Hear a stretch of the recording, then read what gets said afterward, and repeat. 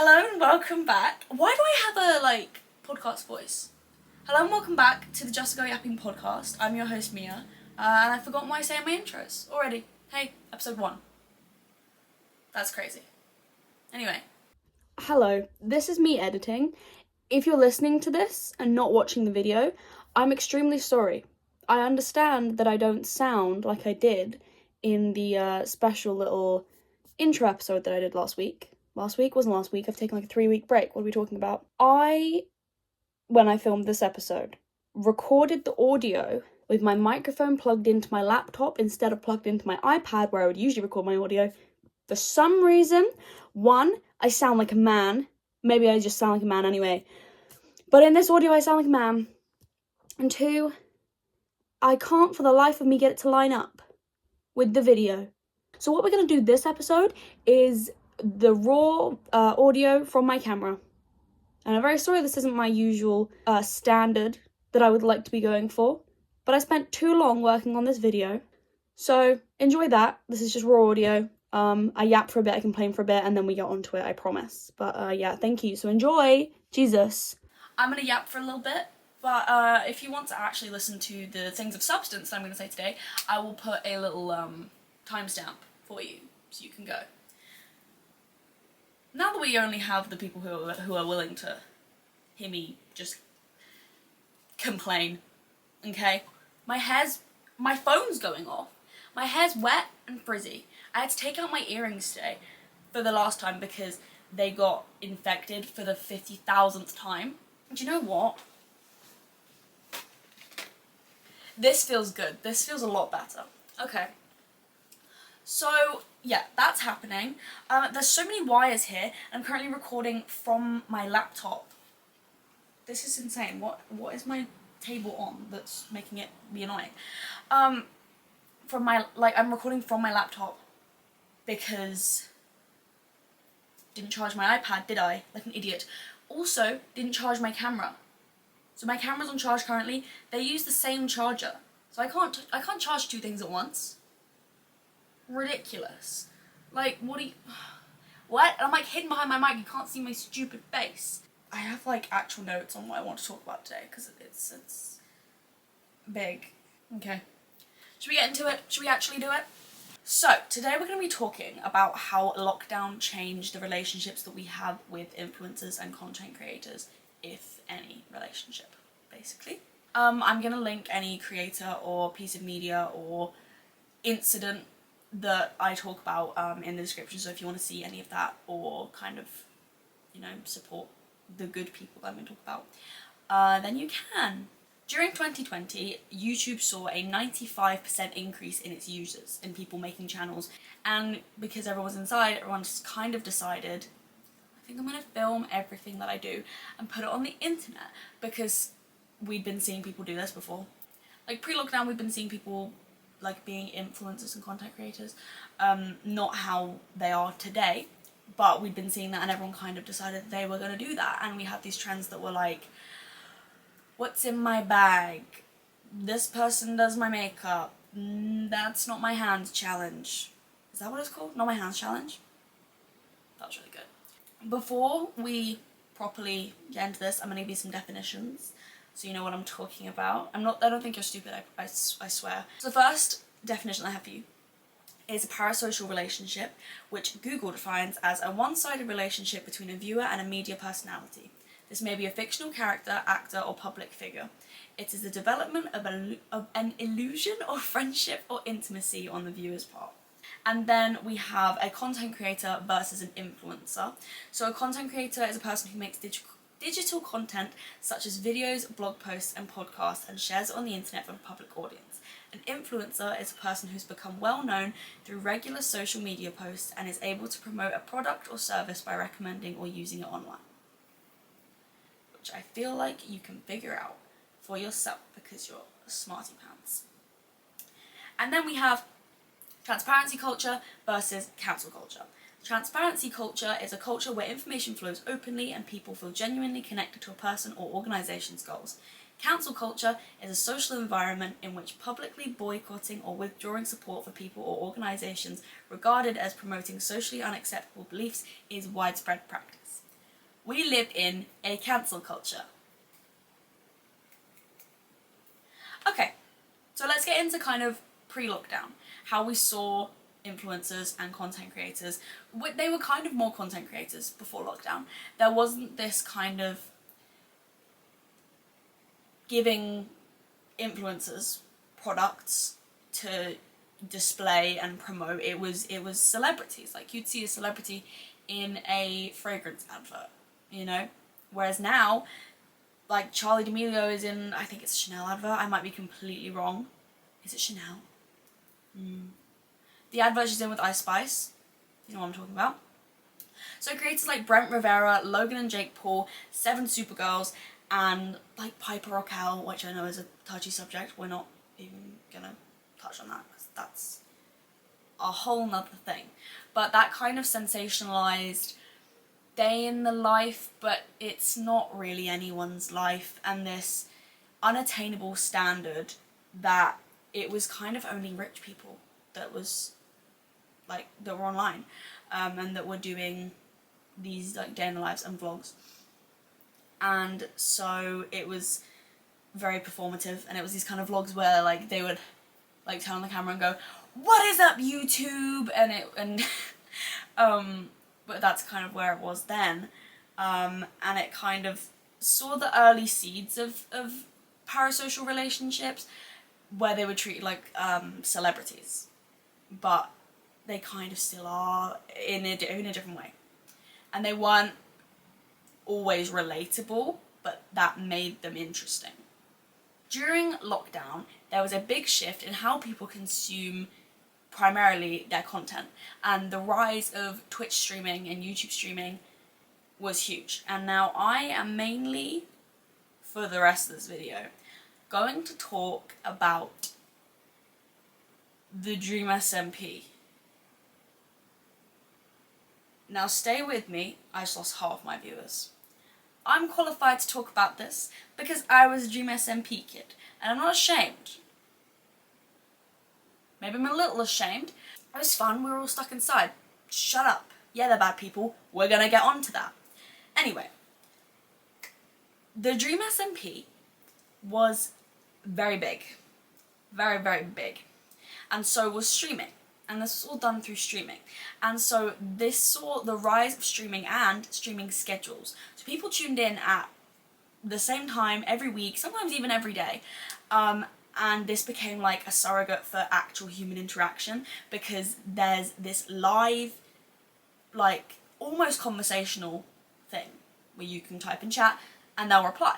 Not all the time, but it would make you also feel very special when you got replied to. So like serotonin and dopamine, I don't know the difference between those, fun fact. Everyone's getting mad at me for that. So yeah, we saw people like Pokimane, Corpse Husband, Valkyrie, Rambo, Wobbuset, Dream, Sapnap, George Not Found, which leads me to Dream SMP. Now, most people see this fandom as very problematic. If we put aside the actual problematic people who were the figureheads of the fandom and you look at just the fandom, people see it as problematic because they're just cringy, basically, is how I'm viewing it. And the nature of this interest was seen as cringy. When you put aside the kind of judgment for like people's interests, which comes with a lot of interest, but Dream SMP is a big one. The parasocialness is what we really need to be focusing on, because it's very bad.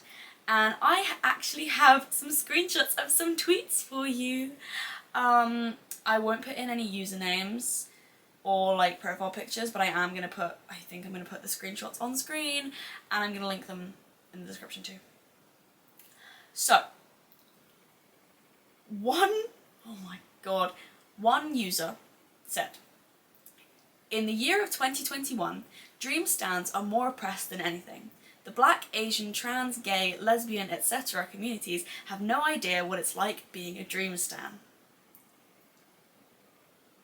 Another user said, I want to kick Dream's body in the floor until he's crying in a sexy way. To which someone replied, yeah, in all caps, with the smirking cat emoji.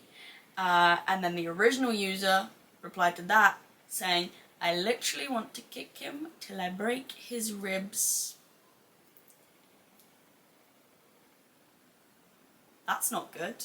So yeah, there was some very ignorant and parasocial people in this community, and it was quite scary because this was the only social interaction that people were getting, and it wasn't good. And a lot of people in the community, not everyone in the community, but a lot of people in the community came from households that weren't good, and people wouldn't talk to each other, and so literally people would just sit in their room and just watch streams all day, or you'd watch the VOD, and yeah, that was crazy. I used to just watch the streams and then like go speak to my family.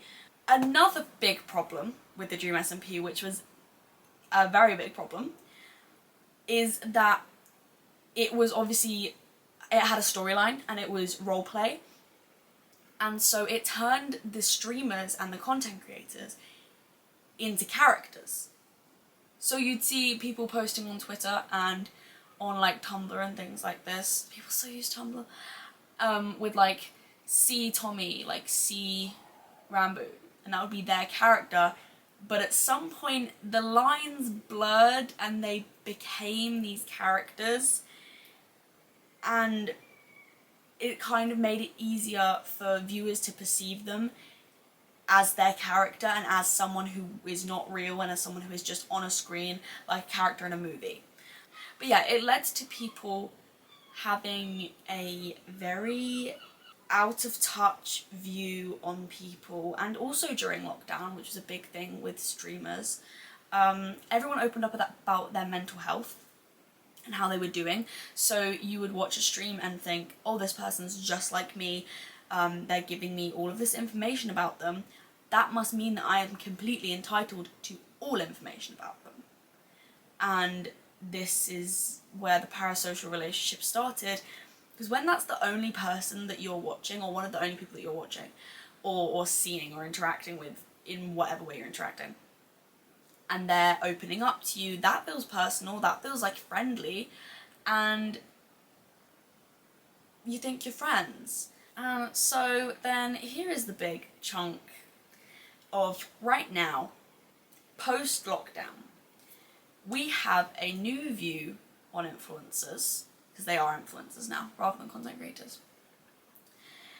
People think that influencers owe you every part of their life and transparency, because of the transparency that was shown, or the selective transparency, Jesus, that was shown during lockdown, and it was all just sort of romanticized, and people think they kind of have this possession over influencers now and over celebrities alike, so much so that there is this undying support even when people do bad things and have lots of allegations against them, allegations which should be taken to court and the police, rather than Twitter and YouTube, for basically the internet to turn into the jury and decide whether someone is guilty or not.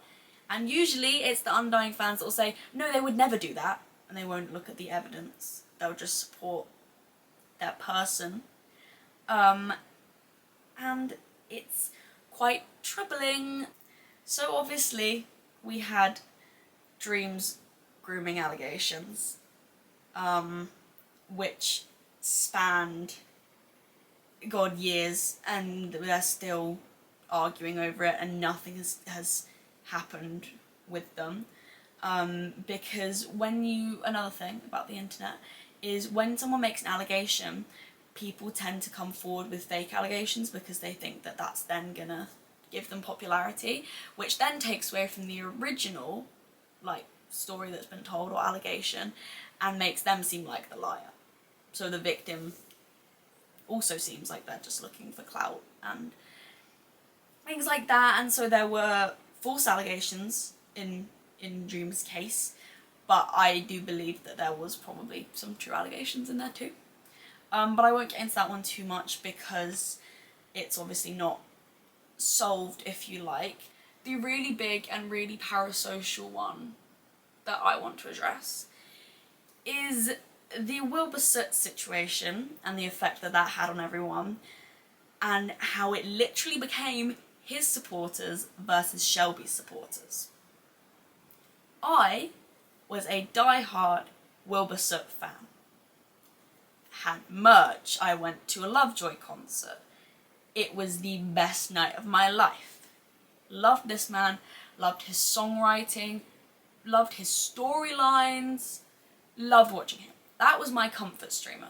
Me and my best friend loved him. We were devastated in February of 2024 when we saw the allegations.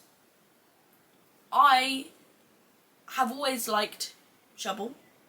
I've always liked Shelby. Was never a diehard fan. But I'm not gonna not listen to someone's story just because they said something bad about Wilbur, who I now do not support. So, the way that started was Shelby took to Twitch and she streamed and she spoke about the abuse that she'd gone through from an ex-boyfriend. And she didn't mention Wilbur directly by name, but it was pretty clear that it was him, and he then later on went to respond. And so Shelby, oh my god, Shelby was not there to ruin anyone's career.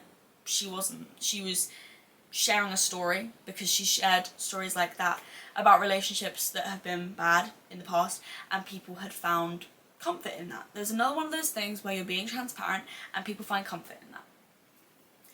And then Wilbur responded, and it wasn't very good. He spent his apology or response basically saying that she's lying. Not explicitly, but that's what he meant. And he basically said, she's lying, the biting was consensual, I didn't even know that she didn't want me to do that, when she had expressed that she had told him many, many times that it wasn't okay. And what inevitably happened was Wilbur's die-hard supporters now absolutely hate Shelby and absolutely hate anyone who associates with Shelby. And because of this parasocial relationship and idealized, romanticized view of Wilbur that they had, this character, they won't listen to anything else. That nothing that he can do is wrong, or he has never done anything wrong. These things didn't happen, and it's quite upsetting to see that, because then they also don't agree with the creators that witness these things happening between Shelby and Wilbur and know that it's true, and they openly don't support him. So that's a real fun one. We also then saw George Not Found and Katie Bugs go through a similar thing, which ended in Katie being accused of copying Shelby for attention and clout.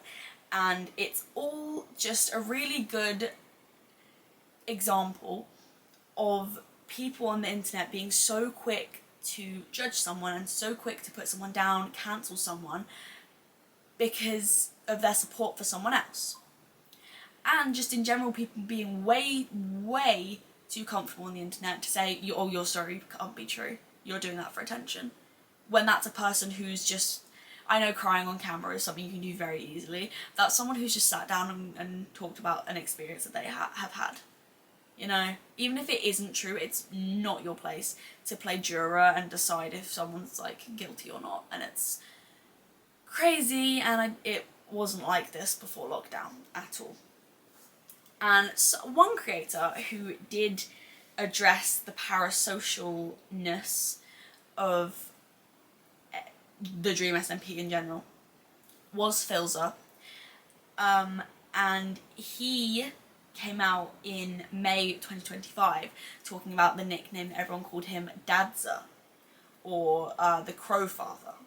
Basically, in lockdown, if you weren't familiar with this, he played sort of a father figure role in the storyline, to which then in outside relationships, like, or interactions, he became this father figure for Wilbur and for Tommy, and then for people on the internet. And he came out saying that it is crazy parasocial and that he does not align himself with that anymore, and that he thought it was all really weird, but he thought, oh well, everyone's stuck inside, let's just do this, and like, it'll be fine, we'll have fun with it. This episode was probably really, really bad because I didn't write enough notes and I'm not good at talking. And I'm really tired and I'm really stressed. I'm sitting here in my Penelope Scott t-shirt and I'm too hot, but I'm still in bed. But anyway, I'm going to put some helpful articles in the description on parasocial relationships. There's going to be some academic stuff in there, even some stuff if you're struggling, you know, not with parasocialness, but, you know, how you can be normal with celebrities and influencers and content creators. So yeah, thank you for listening, and I hope that this didn't bore you too much. And I hope that I was coherent. Thank you. I'll see you next week. I love you. Bye!